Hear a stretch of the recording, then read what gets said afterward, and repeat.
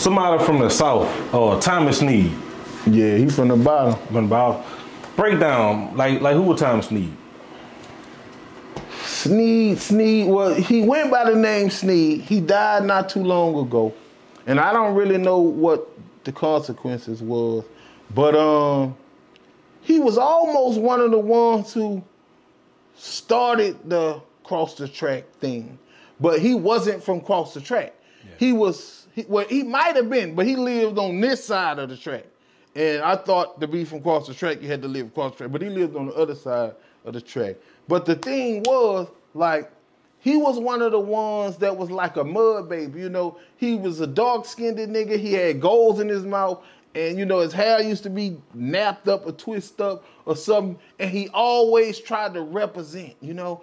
And I admired him. Like, any nigga that I could see myself, you know, coming up out of the struggle and living like, I admired. And Thomas Sneed was one of them niggas. And, you know, Sneed, you know, like, I ain't gonna say that he was a gorilla, but to say how he basically moved, he really didn't move with too many niggas or no niggas, period.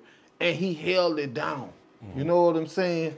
And you know, he had a past, like his face card was good. You know what I'm saying? So, you know, ain't too many niggas face card just be good through the whole South or the whole city. You know, my face card good, you know what I'm saying? But Sneed was good. So rest in peace to him. Yeah, rest in peace to Sneed. And I don't know if we brought up Yellow because Yellow, we brought him up, because you know Yellow was one of the ones like Sneed. You know, like that be making me want to say that's why I need to move around because they ain't gonna look at me and say that's Big Head the Dome Doctor or that's somebody who, you know, who try to change and help the youth or somebody who on a positive kick. They're going to say that's Big Head and they going to, like they did Yellow, like they did Sneed, like they did Cheney, like they did Fat Eric, you know, like they did so many niggas who just been in the game so long, who been in the streets, who been out there and just don't take that turn and go the other way. And that's what it be, bro. And then, bro, that's just one side to it. Because they still got the ODing side. Yeah. You know, the ones that's just ready to give up on life, that's ODing. And then they got diabetes, AIDS, cancer, hepatitis, all this. They got all these type of people ducked off in the hood dying. You know, so it's like that's what it is. It's just that and that, you know, like you have to try to find a way out, bro, because that's it.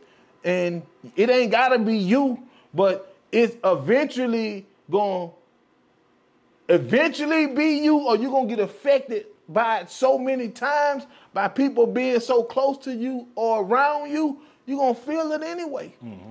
It ain't going to be it just ain't comfortable, bro. Like, if you go, I don't know if you've seen on the news, and I don't be wanting people to think I'm bugging, bro, but see, reality is reality.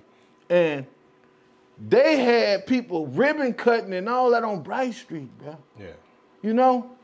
And I'm like, why is they selling that false dream? You know, that's where it goes all the way back to, rest in peace, Allison Rice at selling those false dreams.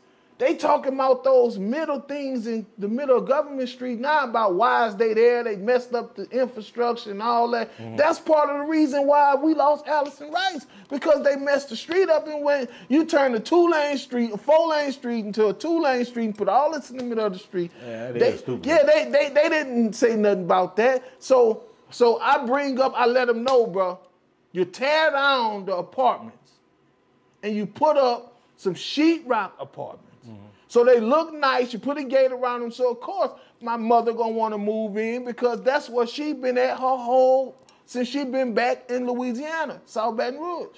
Yeah. So Who stopped the bullets from coming through her wall? Nobody.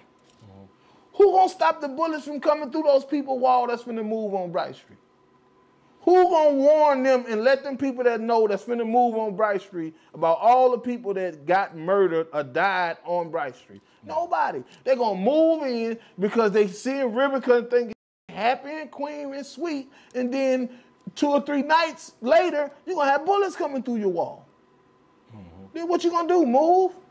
Hopefully you can, because the little 6-year-old dude, what his name was, Devin Page Jr., he wasn't fortunate enough to move in time. Yeah. So who want to move in these wooden houses?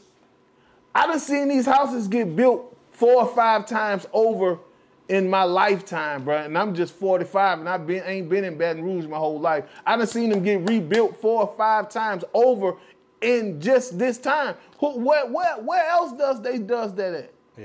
Yeah. Build some brick houses on Bright Street and then cut the ribbon. Build some brick apartments, because that's where the bullets flying at. The bullets ain't flying where they building the brick houses at. The bullets flying in the hood. But you build some little wooden houses and wooden apartments, and just like in Brookstown, you go, because it's on airline, you think you can build some sheetrock apartments? Yeah. Man, no, man. I feel for the people that's moving in these apartments and these houses because they built them new or building wooden houses in war zones. Yeah. That don't make sense.